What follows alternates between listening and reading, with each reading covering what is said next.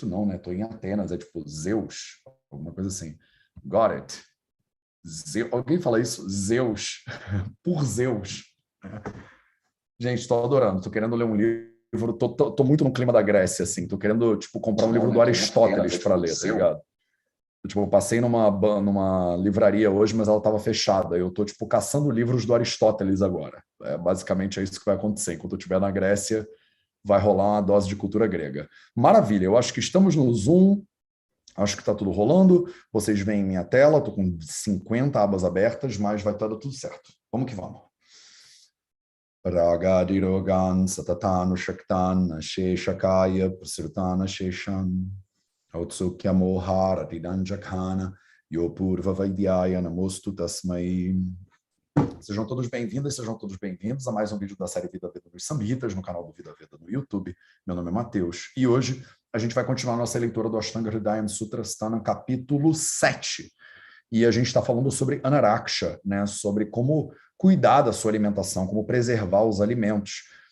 Nesse momento, especificamente, entrando aqui na segunda metade do shloka número 22, onde a gente fez a nossa pausa na leitura passada, e falando sobre os sintomas, né? O que acontece com o ser humano. Shloka 22, 23, 24, 25 e 26, que eu acho que vai ser a nossa leitura do dia de hoje, eles estão falando sobre os sintomas, né? O que acontece quando a pessoa consome um alimento envenenado, à medida que ele vai passando pelo corpo dela, né? Na nossa leitura da semana passada, a gente falou sobre o que acontece quando o alimento envenenado ele está na boca da pessoa, né? Então, vocês lembram? Faz 3 semanas que a gente leu isso. O shloka número 21, ele fala, né? Quando o alimento, ele fala lalá, né? Dirvosta, Arjadya Musha. Então, quando o alimento está dentro da boca, ele faz lalá, ele faz você salivar demais, né? Ele faz com que a língua, o diva, né? Ustayor Jadya Musha, ela não se mexe direito, os lábios eles ficam meio paralisados também. Você tem uma sensação na boca, se você tem uma sensação nos dentes esquisita, como se você tivesse comido uma coisa cítrica, né? A gente até falou sobre o arrepio, né, que dá nos dentes. Você sente uma sensação de queimação, enfim. Ele mandou brasa aqui e falou o que acontece se você toca, né, no veneno primeiro, depois ele falou o que você sente na sua boca, né? Só que, por acaso, o veneno não ficou só na boca, você engoliu esse alimento envenenado, e aí a gente vai ver o que acontece com você, pobre de você, quando você engole esse alimento. Então, da segunda metade do shloka 22 até o shloka número 26, eles dizem o seguinte: Amashayagate Sveda. Deixa eu botar aqui onde é que eu estou lendo. Pronto. Para vocês poderem acompanhar. Amashayagate Sveda Murchadmana Madabramaha Romaharsho Vamirdaha Chakshur Hridaya Rodhanam Bindu Bishchachayo Chayonganam Pakwashayagate Punaha Aneka Charanam, não é Kacharanam, não, isso aqui está escrito errado. Aneka Varanam. Calma aí, que eu vou corrigir isso agora mesmo. Computador, não me ajuda, né? Aneka Varanam. É isso. De novo. Aneka Varanam. Amati Mutra, está escrito esquisito isso, acho que eu errei na transliteração. Aneka Varnam Vamati, é isso mesmo. Aneka Varnam Vamati Mutra Yatyati Saryate Dandra Krushatvam Pandutvam Udaram Balasankshayah Tayorvanta Viriktasya Haridrekatabhim Gudam Sindhuvarita Nishpava Bashpika Shatta Parvikaha, bando de planta. Tanduliya Kamulani Kukutanda Vamalgujam Navananjana Paneshu Yoja Yedvisha Shantaye. Então, maravilha, ele vai começar a te explicar o que vai acontecer quando você engole esse alimento. Então, primeira coisa que acontece, né? Isso aqui ele já está começando a pincelar a anatomia também ayurvédica com você, né? Ele já fez isso um pouquinho no capítulo 1, agora ele está meio que vendo se você tá, como é que tá, né, a sua anatomia. Então, o que que acontece depois da boca, né, na visão do Ayurveda, do sistema digestivo? Primeiro, você tem a digestão na boca, né? Você tem a língua, você tem os dentes, você tem essa parte toda do processo digestivo, e aí depois a segunda parte da digestão é Ama Shayagate, Ama, quando a comida está mal digerida. Ashaya, o lugar onde a comida está mal digerida. Tá? Então, Gate. Gati significa o movimento. Então, o veneno ele foi para o lugar onde a comida ainda não está digerida. Muitas vezes, isso aqui é traduzido de maneira equivocada como estômago, né? Isso aqui não é o estômago, tá? Amashaya não é o estômago. Amashaya é onde a comida não está digerida ainda. Isso é um erro muito comum de falar Amashaya é o estômago, Grahani é um intestino delgado, Pakwashaya é um intestino grosso, tá? Então, inclusive corrigi isso, Evelsky, num texto desses aí que a gente produziu, né? Amashaya não é o estômago, Amashaya é literalmente, é só ler o sânscrito, onde a comida não está digerida. Se você entende um pouquinho de digestão humana, e muitos desses tradutores de Samhita não entendem, você entende qual é a diferença. Porque, por exemplo, não é todo alimento que termina a digestão no estômago. Tem alimentos que terminam a digestão na própria boca. Tem alimentos que terminam a digestão no estômago. Tem alimentos que terminam a digestão no intestino delgado. Depende da proporção de gordura, de proteína. Vocês têm que estudar um pouquinho sobre o que acontece no estômago. O que o ácido clorídrico faz, por exemplo. Que tipo de alimentos são digeridos primariamente no estômago e não são digeridos completamente no estômago. Quando o alimento passa, né, do estômago para o intestino delgado, que ele recebe um banho de suco pancreático, por exemplo, tem outros macronutrientes que são digeridos ali.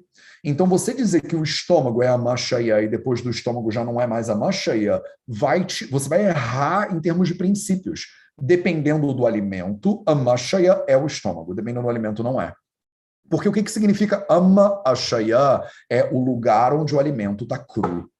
E o alimento, dependendo do alimento, ele fica cru até o final.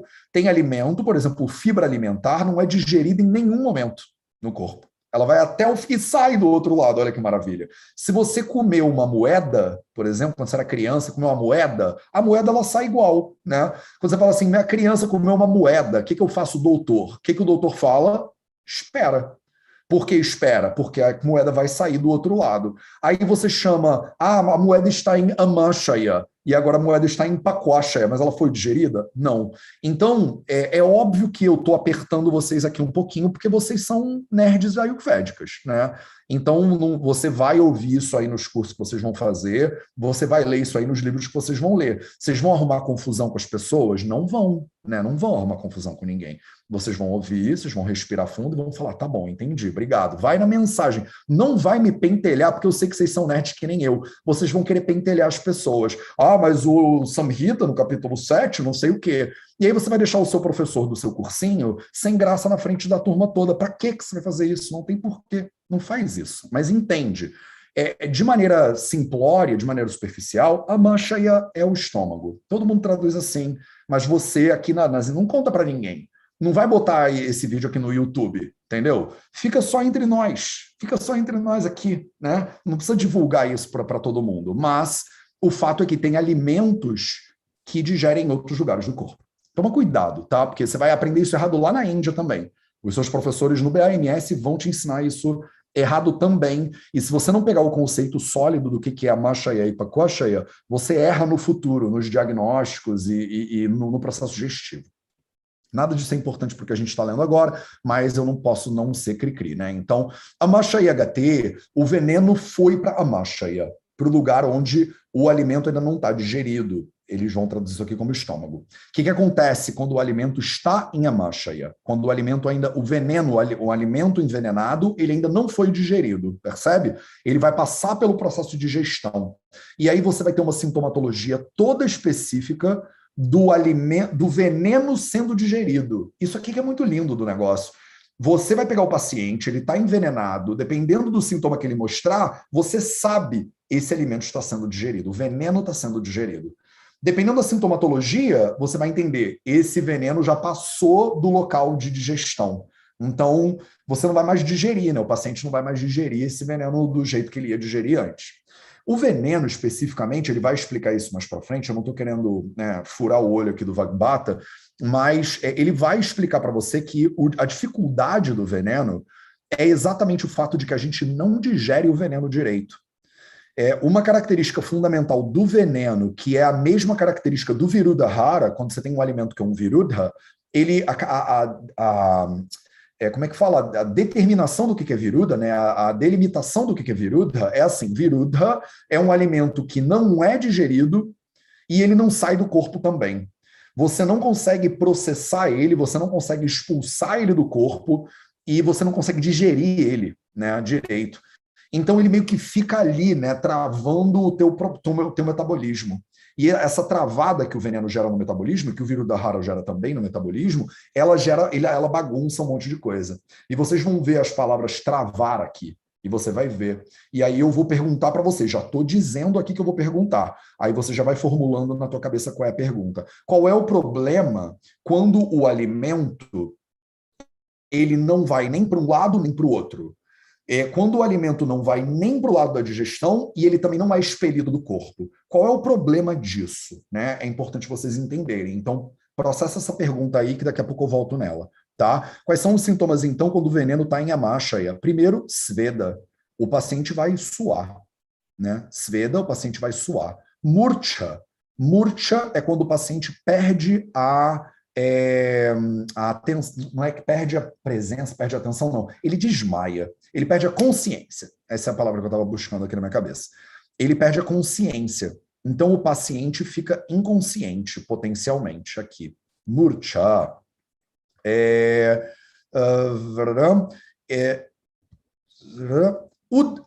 Admana. Admana, Mada, Brahmaha. Então, três coisinhas acontecem com esse paciente também. Primeiro delas, Admana. Admana, ele vai emitir gases pelo corpo.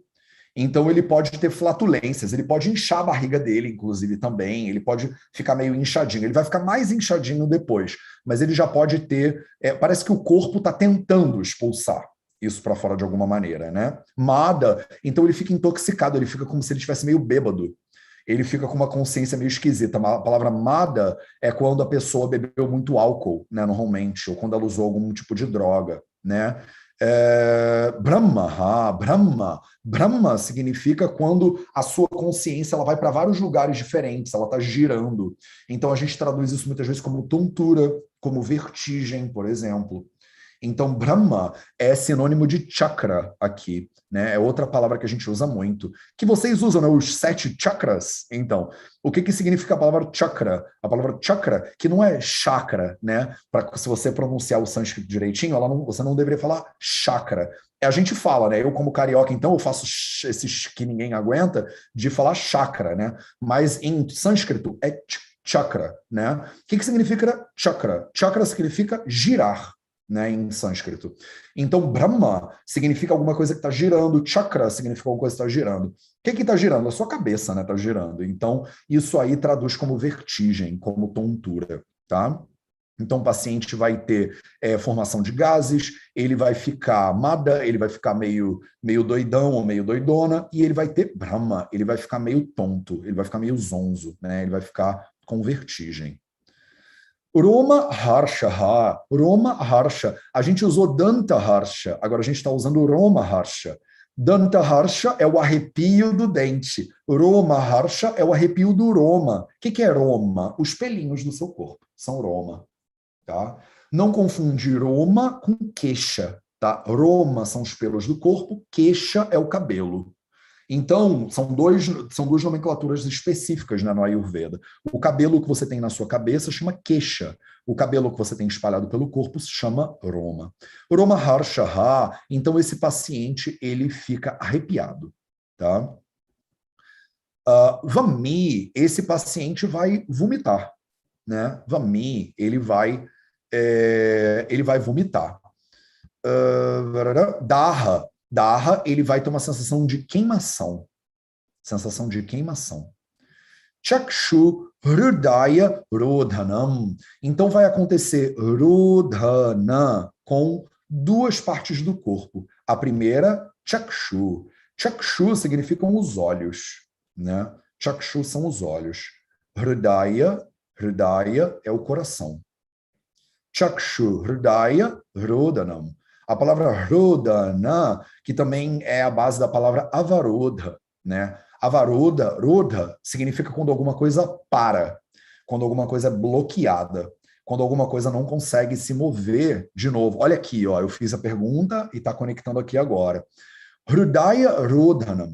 O coração, ele fica meio que bloqueado. O coração, ele não consegue se mexer direito, né? O Chakshurodhanam. O que significa Chakshurodhana? Chakshurodhana significa que os olhos ficam bloqueados. Como é que você entende quando os olhos da pessoa estão bloqueados? Hoje eu estou super interativo, gente, eu estou cheio, eu fui correr, aí eu fico assim animado. Então, pessoas que estudam Ayurveda, Rafa, me diz aí, o que você vê no paciente quando os olhos... Adorei que você... Tipo, eu não sabia que era comigo. Como é que você vê nos pacientes Chakshurodhana? Não sei, né? Estou tentando entender pelo que você falou, mas talvez os olhos possam ficar irritados, avermelhados, ou, né, Não. parados, estatelados. Pronto, parados é a tradução, tá? Então, como é que você vê que o paciente ele está com Chakshurodhana? Eu não sei se vocês já viram, às vezes você vai no médico e ele pede para você seguir a caneta com o olho, sabe? Aí você faz isso aqui, né, no médico. Ele está testando a movimentação dos seus 6 músculos oculares, né? A gente tem 6 músculozinhos nos olhos. E aí você vai num neurologista, por exemplo, ou num oftalmo, e ele mexe um pontinho, né, brilhante, ele testa o seu campo ocular e tudo mais. Quando você faz Chakshurodhana com o paciente, isso é um sintoma neurológico. Você está mexendo a caneta e o olho da pessoa fica vidrado olhando para frente, ele não mexe. Isso é Chakshurodhana, tá? Então o olho ele não vai mexer. Isso é muito importante. Como é que você pega um paciente que está envenenado, ele está Chakshurodhana, o olho dele não mexe.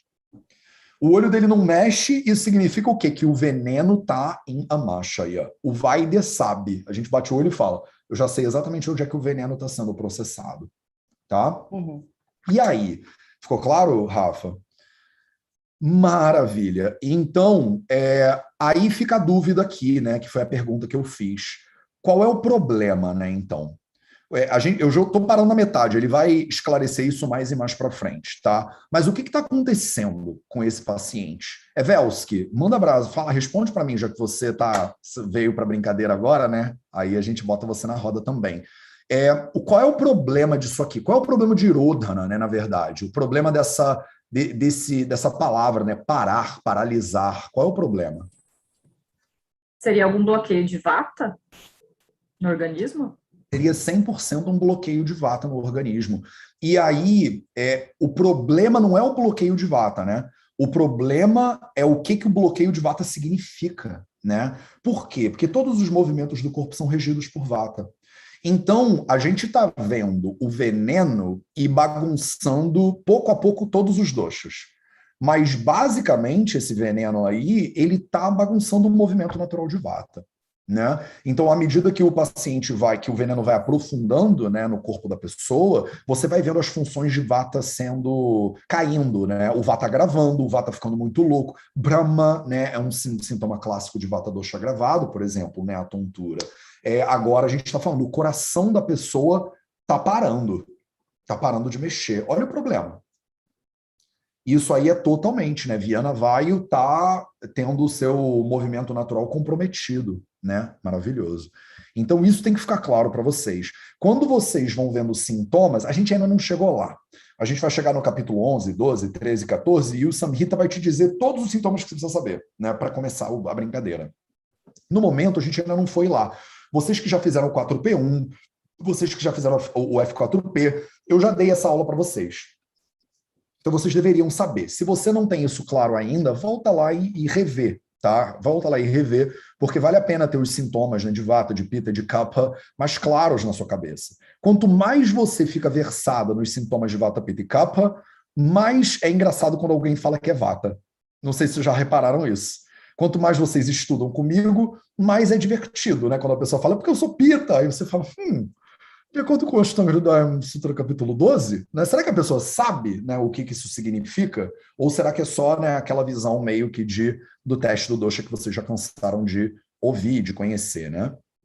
Então, é muito importante vocês entenderem isso, né? Chakshu Hridaya Rodanam é um sintoma muito grave, tá? É muito grave. Se um neurologista pegar um paciente e ele já não estiver mais mexendo os olhos, você vai ficar preocupado. Você vai ficar bem preocupado. Tá? E aí ele não, Vagbata não é seu inimigo, né? Ele não vai só largar o problema aqui e não vai dizer o que você poderia fazer para melhorar esse problema. Então, daqui a pouquinho ele vai te dizer, né, o que você faz. Mas primeiro, ele vai continuar cantando a tragédia.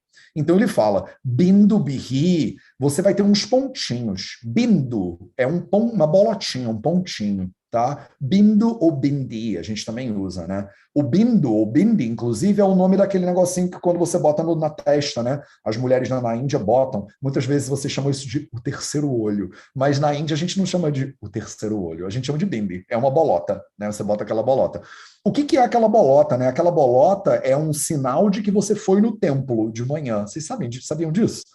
A bolota é simplesmente um sinal de que você fez o puja do dia, né?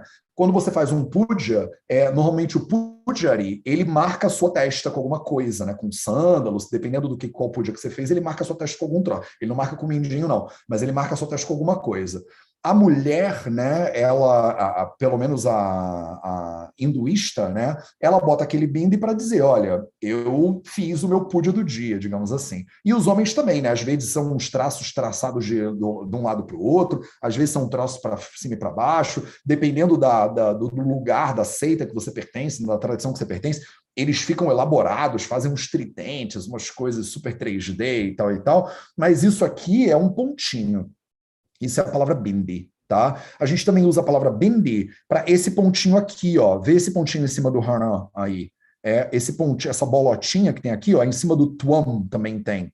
Quando a gente pega o ma, Holland, e por causa de um procedimento de sandhi, ele vai lá para cima nessa forma de pontinho, a gente chama isso aí de bindi, ou de anusvara, né, em sânscrito. Então, bindi, bihi, você vai ter pontinhos. Pontinhos, cha, achaya. Achaya significa espalhados, né? Na verdade, se você olhar lá no Samhitão, né, no principal, você vai ver o que ele fala, né? Que, na verdade, o termo que ele usa ele botou que achaya, né, significa uma coleção. É isso que significa achaya, significa tipo uma coleção de bindi, de pontinhos. Então tem vários pontinhos, né? É isso que está escrito aí. Anganam, Anga são os membros, né, do corpo. Angaram é Shasti Bhakti Bahuvachana, todos os membros do corpo. Né? Todos os membros do corpo. E é o Shasti Vibhakti, então em todos os membros do corpo. Então no corpo inteiro começam a aparecer bolinhas, começam a aparecer bindis, né? Se você olhar no Tika, né, naquele vermelhão grossão, que tem o escrito em sânscrito também, ele diz assim, eu estou com ele aqui, versão digital agora, para eu poder viajar, né? Eu faço o que eu não faço, né, para continuar viajando na nerdeza. Então, ele fala assim, Bindu Bihi Nana Varanaha. Nana Varanaha. Nana significa muitos, múltiplos. Nana Varana, de muitas cores diferentes. Né? Tem algumas traduções, eu não entendi o porquê, deve ter algum comentarista que disse que esses pontos são Krishna, são pretos. Mas nos dois comentários que eu tenho aqui, pelo menos, eu acho que ele não vai, porque o comentário desse shloka é gigantesco, são tipo 3 páginas de comentário. 3 páginas, 4 páginas. Caceta, são as 5 páginas de comentário. Nossa Senhora. 6. São umas 6 páginas de comentário. Vocês lembram? Eu já mostrei para vocês. Eu posso dividir. Não, mas eu vou ter que tirar uma tela, botar outra. Não vou fazer isso, não vale a pena. É tudo em sânscrito. São 2 colunas, é sânscrito pra caramba, 6 páginas só de comentário desses shlokas que a gente está lendo aqui agora. É muito comentário. Muito comentário. E eles vão fundo. Então, talvez aqui no meio desse ultra gigantásio comentário, ele esteja dizendo que os pontinhos são predominantemente negros. Eu não parei para ler o comentário inteiro antes dessa aula, poderia ter feito isso, mas não fiz. Então, o que a gente sabe que está escrito, né, no shloka principal é que são muitos pontinhos. Então, Achayaha, é um grupo de uma coleção de pontinhos, né, uma coleção de bindis, bindibihi, anganam, espalhados pelo corpo inteiro. Então a pessoa começa a ficar toda quisilada, né? A pele dela fica toda empolada, digamos assim, né? Pakwashayagate Punaha. E se chegar no Pakwashaya? Então tudo que a gente viu até agora é Amashayagate. Quando o veneno chega no Amashaya, o que acontece? A pessoa fica suada, ela tem desmaio, ela tem um estufamento abdominal, ela produz gases, ela fica com uma atitude meio que tá bêbada, ela fica meio tonta, ela fica com os pelos arrepiados, ela vomita, ela tem a sensação de queimação, ela perde o movimento, né, dos olhos e do coração, e ela tem pontos espalhados pelo corpo inteiro. Tá? Isso aí é o resumão do que acontece quando o veneno chega em Amashaya. Agora o veneno continua descendo. Né? O veneno continua descendo e ele foi para Pakwashaya, Pakwashaya HT. Pakwa, digerido, Ashaya, o lugar onde a comida está digerida. Não é o intestino grosso. Né? É grande medida do intestino grosso? Sem dúvida nenhuma. Né? Sem dúvida nenhuma, a maioria dos alimentos, quando chega no intestino grosso, já estão digeridos, né? E aí, o que é muito lindo é que elas continuam a afetar o corpo, né? E aí você consegue ver, se você parar, o microbioma, Matheus, o efeito, né, o alimento, o intestino, o segundo cérebro, né? Porque o alimento produz, né, neurotransmissores, esse negócio inteiro já estava aqui, né, de certa maneira, porque a gente vê como o alimento no intestino grosso afeta o corpo. Né? Tem um nome para isso, né? Como é que é o nome do efeito do alimento depois que ele é digerido sobre o corpo humano, Selminha? Eu estou falando com as pessoas que eu estou vendo aqui que estão na câmera comigo. Fala, Selma Lute. Deixa eu ask to unmute para ver se faz alguma diferença. Você não consegue, né? Ai, Matheus, acho que eu não sei. Eu sei que digerido é paquá, mas o efeito... Ai, peraí. Não estamos juntos. Não desespera, não. Você tem alguns momentos que a comida faz efeito no corpo, né? Você tem alguns momentos. Quando ela toca na língua, ela produz um efeito. Quando ela está sendo digerida, ela produz um efeito. Alguém ajuda a Salminha aí. Qual é o nome do efeito do alimento depois que ele já foi digerido? É Vipaka? É Vipaka. Vipaka. Porque Obrigada. a palavra... Então, você estava com a palavra Páqua na cabeça. Páqua Shaya. Páqua, paca. Vipaka. Depois de paca, Depois de ele é digerido. Vipaka. Depois de digerido. Obrigado, meus amores. Então, é isso. Ó. Juntos a gente é mais forte. Então, é isso. O alimento em Pakwashaya, ele continua fazendo efeito no corpo. O veneno em Pakwashaya produz efeitos específicos. Que efeito? Primeiro, Punaha. Punaha significa que ele vai gerar purificação no corpo. Né? Ele vai promover... Isso não é num sentido bom, não, tá, gente? Promover Punaha significa que ele vai fazer tipo um panchakarma. O teu corpo vai ficar louco tentando expulsar ele de qualquer jeito. É isso que está acontecendo, tá? Então é a mesma coisa que a gente vê quando a pessoa está fazendo um panchakarma, a gente vai ver aqui também, tá? E aí o que acontece, né? Ele vai produzir purgações diferentes.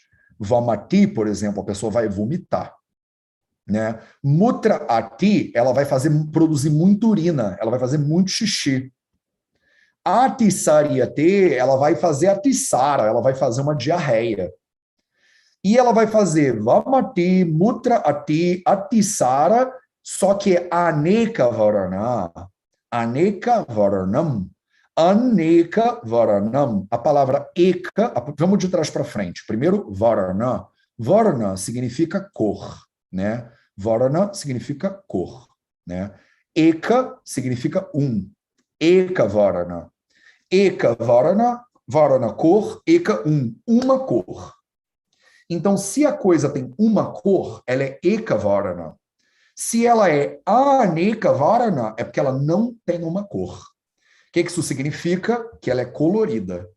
Então você vai fazer vômito, diarreia, urina, de cores bizarras diferentes.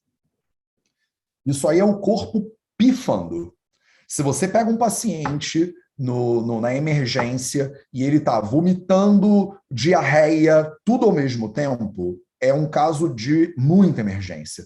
E se é cores diferentes e a pessoa está tendo purgação, é muito delicado. É um caso que você realmente fica preocupado, porque você não sabe, é difícil de saber e é muita coisa, é uma bagunça, né, digamos assim. Então isso aqui é muito preocupante, tá? É muito preocupante. Quando o paciente chega assim para você, você já sabe. Isso aí, o veneno chegou em Paquashaya. O veneno já está no último estado da digestão do corpo dele. Tandra significa que a pessoa ela fica... a palavra tandra significa escuro, né, literalmente, né? Ela fica apagando, né? Ela fica sonolenta, tipo isso. Ela fica meio assim, ela fica meio querendo desligar, né? Tandra é uma coisa meio escura, né? É quando a pessoa tá... Apagar, eu acho que é uma tradução que eu gostei, tá? Ela tá apagando.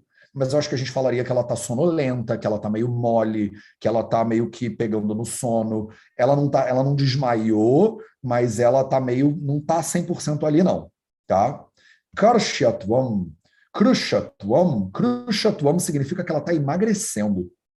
Então, ela está diminuindo de tecidos corporais. Ela está ficando desidratada, sem dúvida nenhuma, né? Ela está expulsando um bando de coisa para todos os lados do corpo. Então, ela vai ficando meio que... A minha avó diria que a pessoa está ficando meio chupada. Ela fala, meu filho, você está com uma carinha meio chupada, né? Parece que a pessoa está, tipo, perdendo líquido no corpo. Ela está desidratando, tá? Pandutvam. Pandutvam, a pele dela está mudando de cor também. Ela está ficando pandu, ela está ficando meio sem cor, ou meio amarelada, inclusive, né? Quando a pessoa está meio anêmica, por exemplo, ela fica pandu. Quando ela está... Sabe quando você olha para uma pessoa? A pessoa está pálida. Essa é a palavra. A pessoa está meio pálida. Eu acho que é o melhor jeito. Você olha para a pessoa e você fala, cara, essa pessoa está morrendo. Ela não está legal, não. Isso aqui é a sensação que te dá. Udaram, pandutvam udaram. Udara é uma ascite. Então você vê que o abdômen dela está inchadaço. Ela está com o abdômen super inchado, super protuberante, alguma coisa que é protu em português. Protuberante é tipo isso, tá? Udaram. Então ela está com uma barriga inchada, inflada mesmo. Bala sankshaya. Bala é a sua força.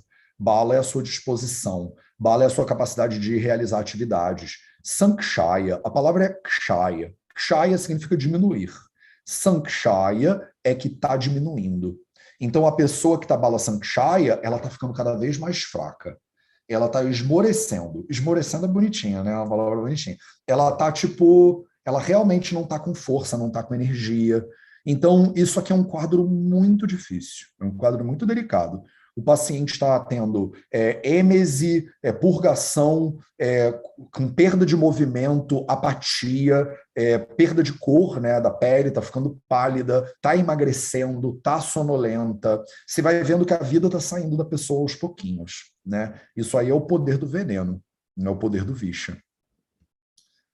Tayoho vanta viriktasya. Olha que bonitinho, né? Nesses casos, tayoho, então, vocês que estão estudando aí sânscrito, né? Vocês estão aprendendo a conjugação de isso ou aquilo, ele, ela, né? Que é sahataute, tam, tautan, tayoho, vocês vão ver isso aqui, né? Techam, vocês têm que memorizar esses negócios depois, né? Para a galera do sânscrito, para quem está estudando sânscrito, isso aqui é irrelevante, tá? Mas você pode conjugar a palavra tat, né, que é isso aqui, sai esse tayoho aí, que pode ser um shasti saptami vibhakti dvivachana. Então ele está se referindo a duas coisas diferentes, né? Nesses dois casos, é isso que ele está dizendo, nesses dois casos, né, vanta, primeiro vanta e depois virikta. Vanta é um sinônimo de vami, né? Vanta, Vanta. É só um jeito dele não repetir vami, porque ele já usou a palavra vamati, ele está tentando ser criativo, né, poético.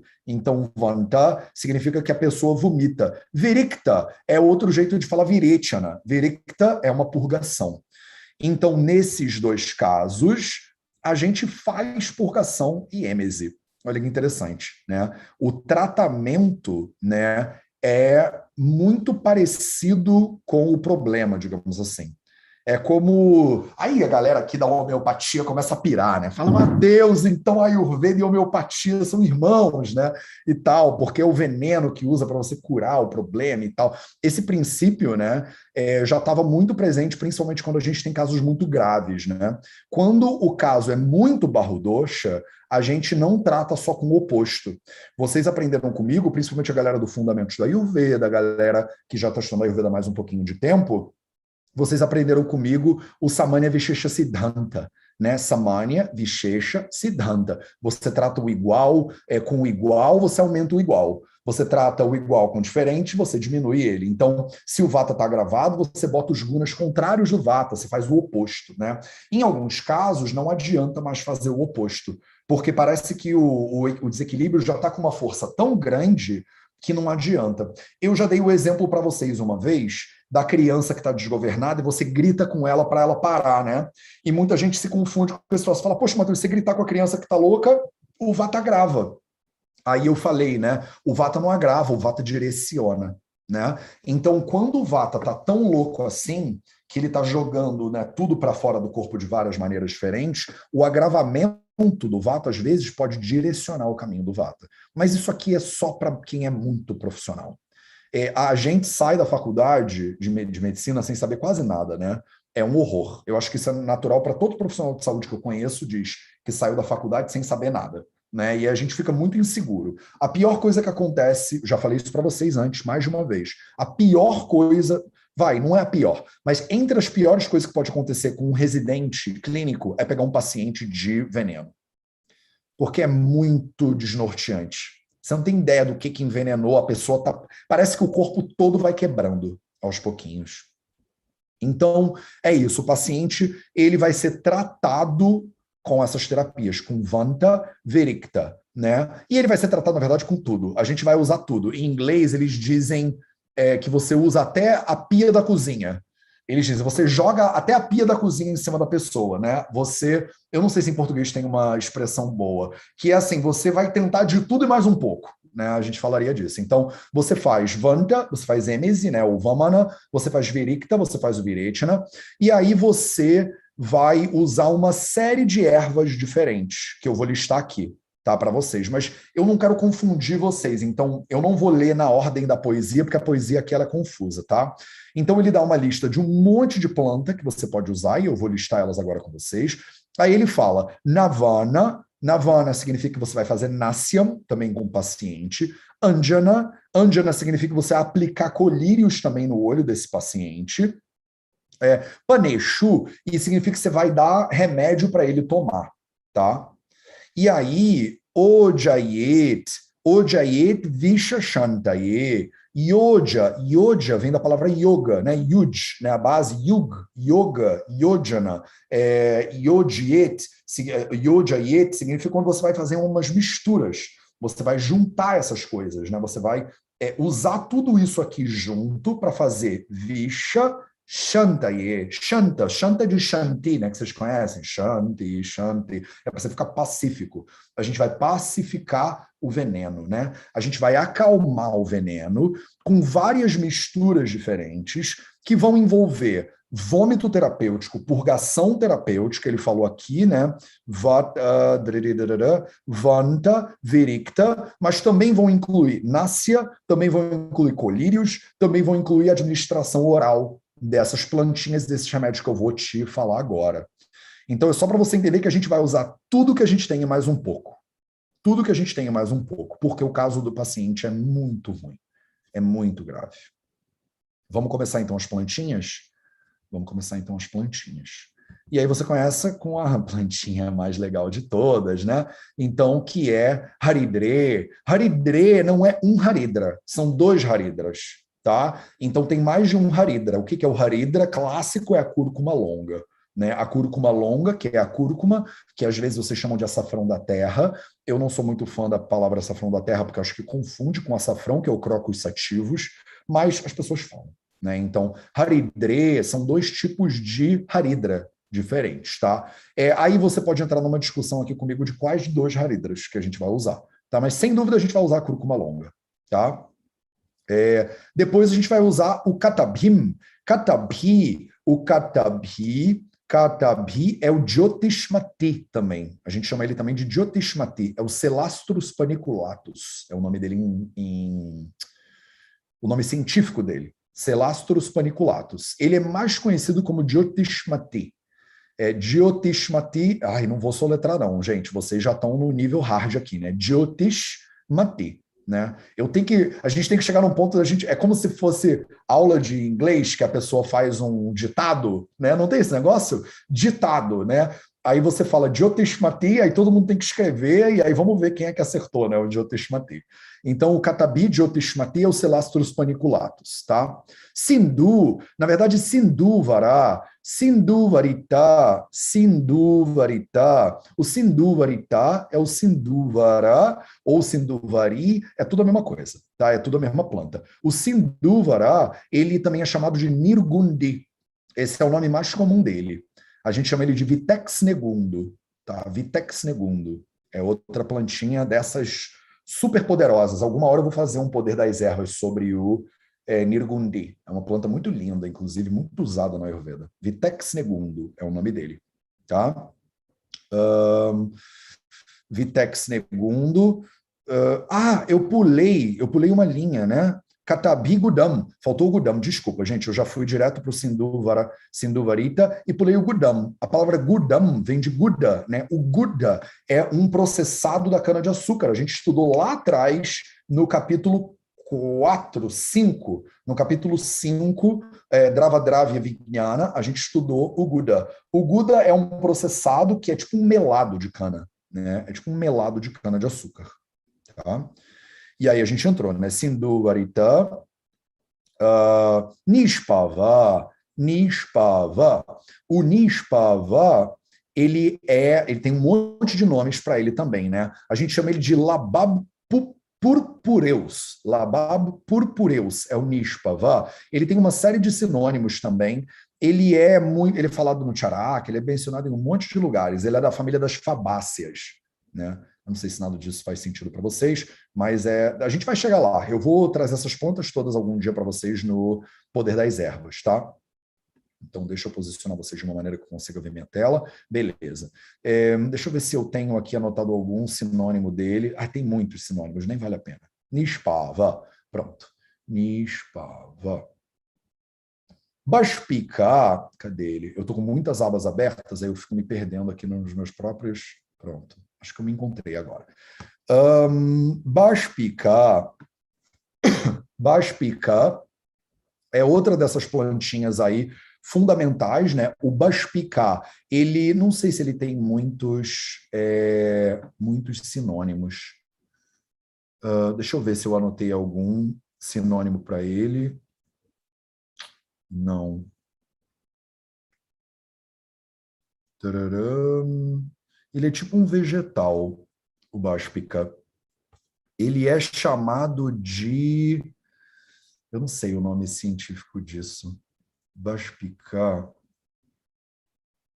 Ele é tipo uma...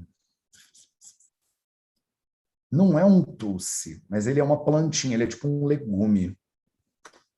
Eu deveria ter pesquisado isso melhor antes, para falar para vocês o nome latino dele.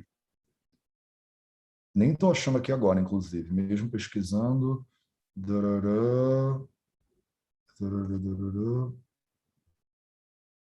Não tenho. Baspika.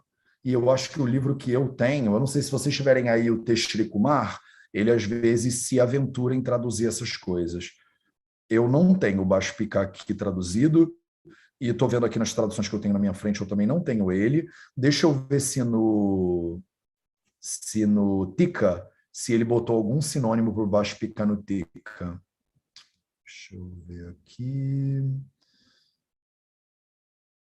Estou pegando aqui o Tika só para dar uma olhada. Kumbhi Vanta Sri Pakwashayagate Gretena Virechanam Meva. Você vai fazer Virechana com Gruta, com Ghi. Chakshuridaya, ele está explicando não sei o que lá, assim, do lá. Ama Pakwashara. É muito grande esse comentário. Vata Virekta Trayazra. Mateus, Nishpavô. Oi. tem um nome aqui chamado Clerodendron indicum, é isso? Clerodendron indicum é um Ringo Patri. Então, ele é sinônimo do Ringo Patri, do Ringo Patra. Pode ser. Deixa eu ver aqui na internet, se só confirmar o Ringo Patra. Cadê? Deixa eu pegar uma... Jesus, tem muita aba aberta. Ringo Patra. Ringo Patra Bilva também, que é o Aegle Marmelos. Eu acho que não é isso, não. Ringo Patra é tipo tipo um tulsi, é uma plantinha dessas, assim, tipo um manjericãozinho, alguma coisa assim. Eu não sei exatamente, eu não sei o nome dele. Mas pô, vamos com esse aí, na falta, Selminha, que essas plantas são complicadas mesmo de saber todos os nomes. Esse é o Bashpika. Então, Shata Parvika, cadê vocês? Shata Parvika, Shata Parvika, então, cadê minhas anotações? Shata Parvika. Shata Parvika é também chamada às vezes de Vatya, ela é confundida muitas vezes com o Vatya, que é o Acorus calamus, mas ela é o Cynodum doctylum, né? Cynodum doctylum. Ela é chamada também de um monte de coisa, Bhargavi, Shata Parvika, Shashpa, por exemplo, Shatavali, não Shatavari, cuidado, Shatavali também, ela tem milhões de nomes diferentes, né? O Cynodum doctylum. Mas, de novo, né, essas plantas são uma confusão tremenda, né? Todo mundo confunde esse negócio. Tanduliaka, Tanduliaka mulani. Mula significa raiz. Mulani é a raiz dos Tanduliaka. Tandulia não é um Tandulia só, tá? Não é um Tandulia só. São raízes de Tandulia, tá? Então, pelo visto, parece ter mais de uma raiz possível do Tandulia, tá? O Tandulia, ele é muitas vezes chamado de amaranto. O Amaranthus viridis, né, também. O Tandulia. Tem gente que bota como Amaranthus espinosos, isso aí. Mas tem gente que bota como Amaranthus viridis, isso aí. Então fica aí a dica para vocês, tá? Tandulia K. Tandulia Patra, cadê a minha anotação? Tandulia Kamulani, não é o Patra, é o Mula, é a raiz do Tandulia. Kukutandam, Kukuta, a gente já viu, é a galinha, né? São os galináceos aí, são vários tipos de galináceos. Kukuta, andu, são os ovos, né? Então, ovo de galinha é usado aqui. Né? Ovo de galinha é usado aqui, junto com alvagujam. O avalguja é uma outra dessas plantinhas, né? O avalguja também é chamada de bakuti, também é chamada de krishnapala, também é chamada de putipali, também é chamada de kalameshi. Ela tem milhões de nomes, é a Psoralia corylifólia, né? O nome dela, o nome científico dela, né? Do avalguja. Ela é mais chamada de bakuti, tá? Bakuti. Também às vezes chamada de barangui, né? Mas bakuti eu acho que é o nome mais comum dela. Somarade também. Tem uma série de nomes essa plantinha, né? O avalguja. Mas ela é a Psoralia corylifólia. Ela tá, todas essas aí estão lá no Charaka Samhita.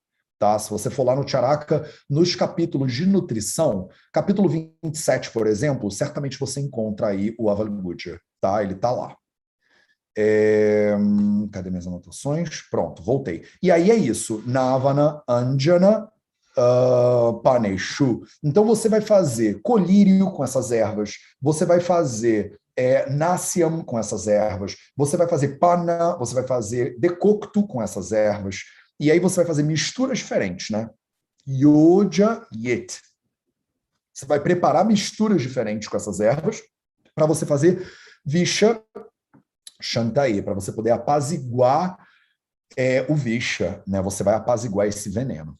Então a gente vai pausar aqui. Pausa. Não é isso que eu quero português. Pausa. Pronto.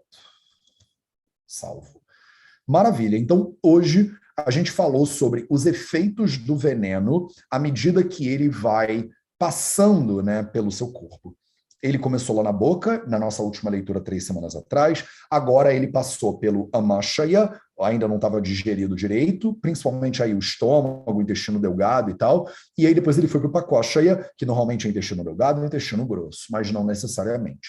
E aí ele produz uma série de efeitos, né, dentro do corpo, dependendo de onde ele está. Eu já falei dos efeitos em amashaya, e aí agora resumindo os efeitos do pakoshaya, então a pessoa produz, né, vômito, purgação, micção excessiva, de cores diferentes, né, parece que tem muitas cores aí envolvidas nesse processo. Ela fica meio que querendo dar uma desmaiada, ela perde muito tecido corporal, acho que ela dá uma ressecada no corpo, né? Ela fica muito sem cor, né? A pele dela, você olha para a pele, a pessoa está muito pálida. Ela tem uma ascite, né? Um crescimento, né, da cavidade abdominal, e ela perde bala, né? Ela fica meio que sem força.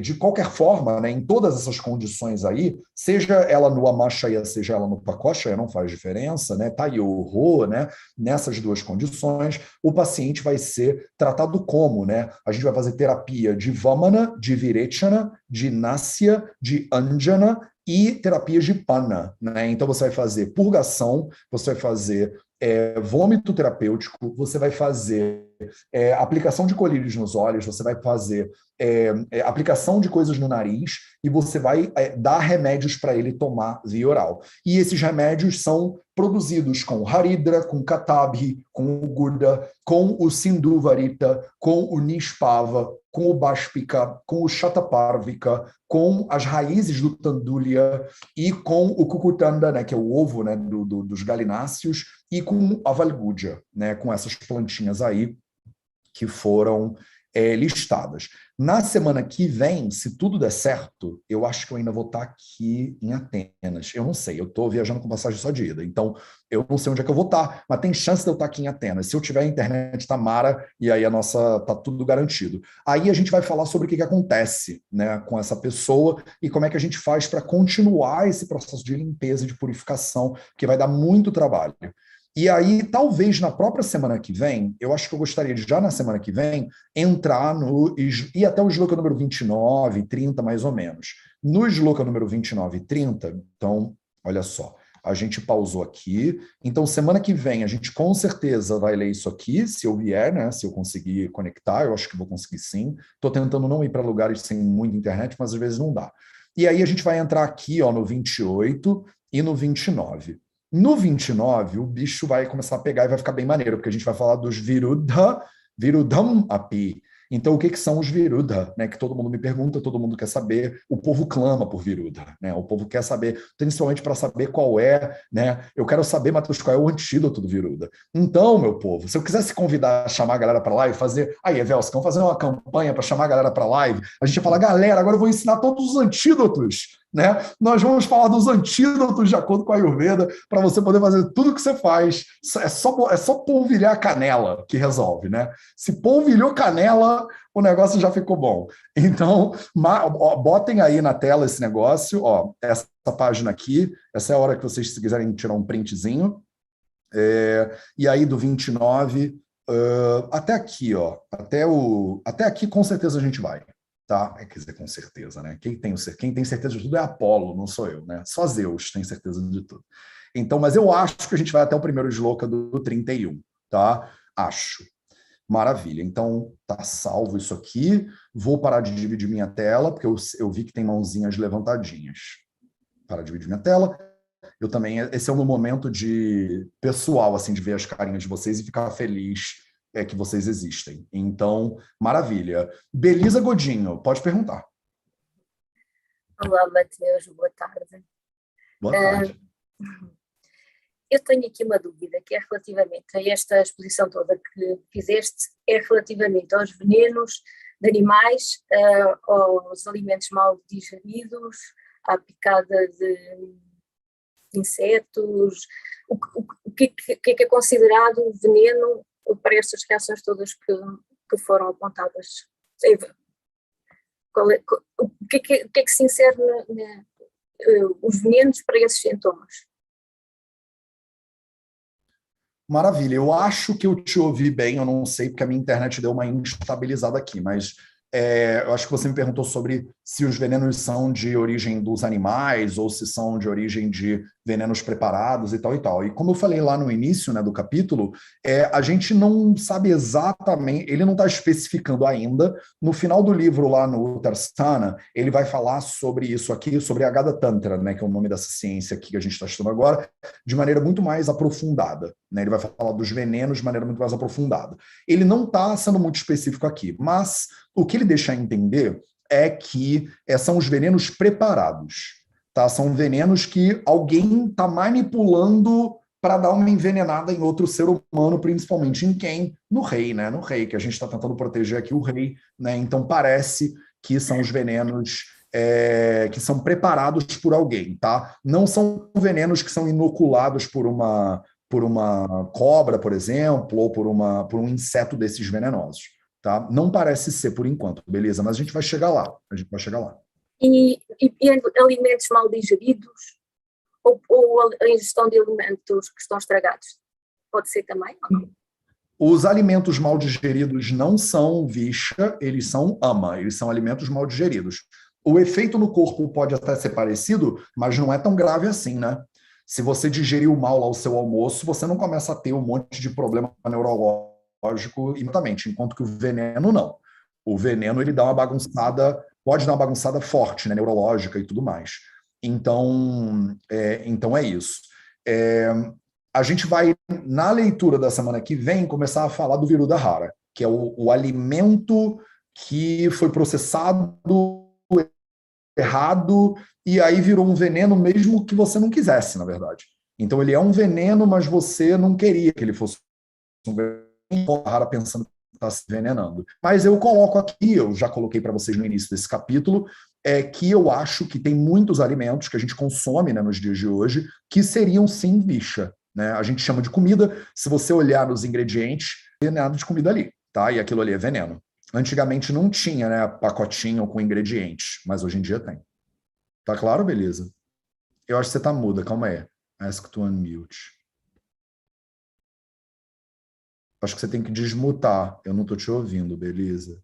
Só uma última questão que tem a ver com a congestão. A pessoa ingere um alimento, o alimento fica parado, não é? Como inicialmente foi dito, e tem uma congestão. Ou seja, de certa maneira fica intoxicada. Isto também é considerado um efeito como o do veneno? Porque o alimento fica ali. Não tem veneno. Não, o que você está falando já é uma pessoa que não digeriu o alimento direito. A gente já está falando de acne, de digestão, aí você já está indo para outro ponto que não é exatamente o que... Não, é congestão. Nós em português falamos da congestão no estômago, ou que fica parado e que muitas vezes dá origem à morte. Ou seja, nós ingerimos um alimento, esse alimento não é mal digerido e fica com o estômago parado e produz efeitos que são idênticos ao do envenenamento e que até pode levar à morte. Eu estava a dizer se esse efeito também é analisado à luz do que foi dito. Se você olhar para o paciente, ele estiver produzindo esses sintomas que a gente listou aqui, você pode pensar que o que ele comeu foi um veneno, sim.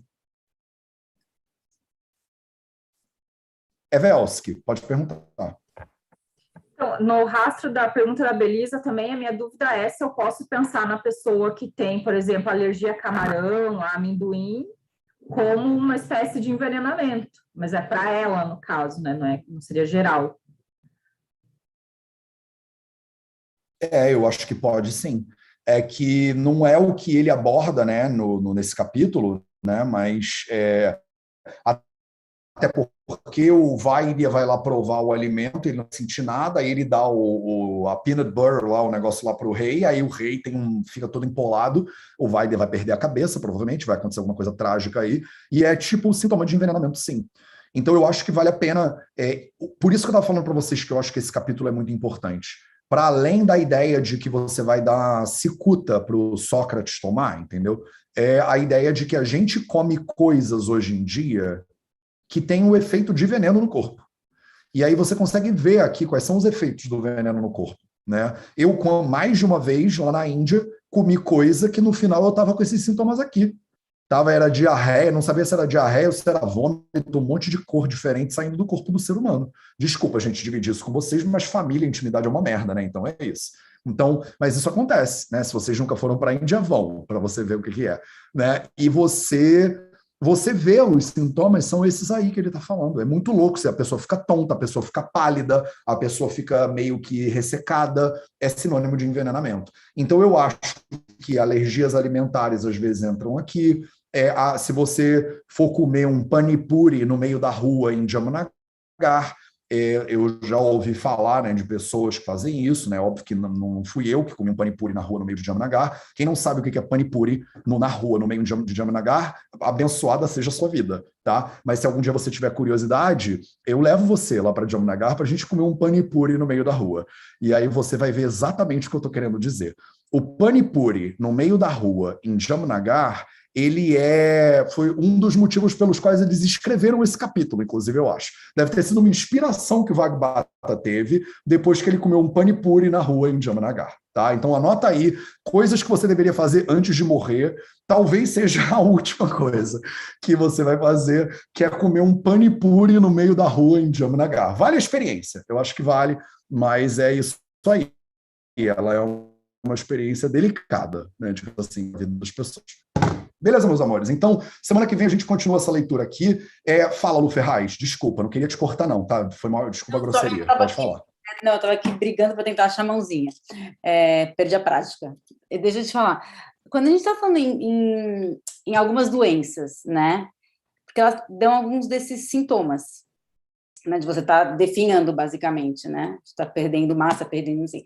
Isso seria considerado, talvez, como um envenenamento, ou aí a gente está falando de infecções virais que podem acontecer, esse tipo de coisa? A gente considera isso como envenenamento na Ayurveda, ou a gente está olhando aí já para coisas virais e outro tipo de disease? Legal. A tua pergunta ela é muito boa e ele não entra ainda nesses detalhes aqui. O que você está me perguntando chama diagnóstico diferencial. É quando várias doenças diferentes produzem sintomas parecidos. E aí você olha para o paciente, você vê o mesmo sintoma e você pensa, calma aí, será que é isso ou será que é aquilo? Né? E aí a gente agora tem que tentar entender na especificidade, no histórico, no Nidana, exatamente o que é. Como a gente está no capítulo 7, a gente ainda não aprendeu um monte de doença, né? Então, é óbvio que tem pessoas como você e outras que já estudaram a Ayurveda há muitos e muitos anos, mas quando a gente entrar no Chikitsastana, no Nidana já vai começar a confundir a cabeça de todo mundo, vocês vão começar a ver doenças que são parecidas. E aí você vai ficar, calma aí, mas isso aqui é Vata de Grahani ou é Visha, por exemplo? E aí a gente vai ter que olhar com muito mais cuidado, tirar um histórico do paciente, avaliar na prática. Mas os sintomas são parecidos, muitas vezes. Quando você tem gastroenterite, essas coisas, são sintomas muito parecidos, normalmente, sim. Intoxicação alimentar, por exemplo. É como se você tivesse comido um veneno. Só que não é tão grave normalmente. É diferente, assim, o nível de gravidade, entendeu? Porque quando você tem uma infecção viral, dependendo, na maioria das infecções de nível mais... É porque não dá para generalizar nada que a gente acaba falando besteira, mas se você tem uma infecção viral num nível menos hard, né, um nível mais suave, você vai hidratar o paciente, ele vai hidratar e descansar e vai resolver naturalmente, se tudo der certo. Né? A maioria dos casos hoje em dia, o Covid, né? A maioria dos casos de Covid trata com água e descanso. Não precisa, né, fazer internação, ventilador, nem nada disso. Tem alguns casos, né, em proporção, que dão muito problema, tá? Então, a maioria dos casos de, por exemplo, intoxicação alimentar, não chega, né, no nível de você você ficar com medo que o paciente vai morrer, entendeu? O Visha, ele tem uma progressão complicada. E ele está te mostrando a progressão do Visha. Ele está dizendo, ó, à medida que o Visha vai aprofundando, o veneno vai aprofundando o corpo, o sintoma vai ficando bem complicado. Desculpa, eu te mutei, Lu, porque estava dando interferência. Desmuta aí de novo. Eu acho que quando você estava falando mais em Majadato, né? Você estava falando de olhar a parte neurológica, que os olhos ficam, né, aquela coisa meio cristalizada, é que eu acho que é aí que começa realmente a ter essa perda do paciente. É mais ou menos por aí? No envenenamento?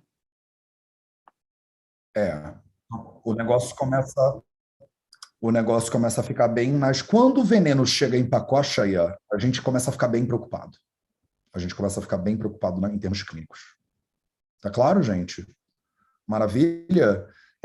A minha internet começou a dar pau agora no final da live. Eu espero que vocês ainda estejam aí, porque tá todo mundo travado para mim. Eu não vejo mais nada nem ninguém, tá? Então, tô partindo da vontade de tirar um print, porque cada pessoa fica numa posição engraçada diferente, né? Mas beleza, então tá. Então, tamo junto. Essa foi a nossa leitura de hoje. Na semana que vem, se tudo der certo, se a internet permitisse, os deuses, né, do Olimpo. Aqui é Olimpo? Eu nem sei mais qual é o paraíso. Aqui eu acho que é Olimpo, né? Acho que se os deuses do Olimpo permitirem, a gente volta aqui na semana que vem e continua essa leitura. Um beijo para todo mundo. Até semana que vem. E estudem, hein? Transliterem esse negócio aí que Apolo tá de olho. Um beijo e até a próxima. Raga Dirogan Satatana Shaktan Sheshakaya Prasrutana Sheshan Otsukyam Moha Ratidan Jakana Yopurva Vaidyaya Namostu Tasmai Bhishajam Sadhu Vrutanam Bhadramagama Shalinam Abhyasta Karmanam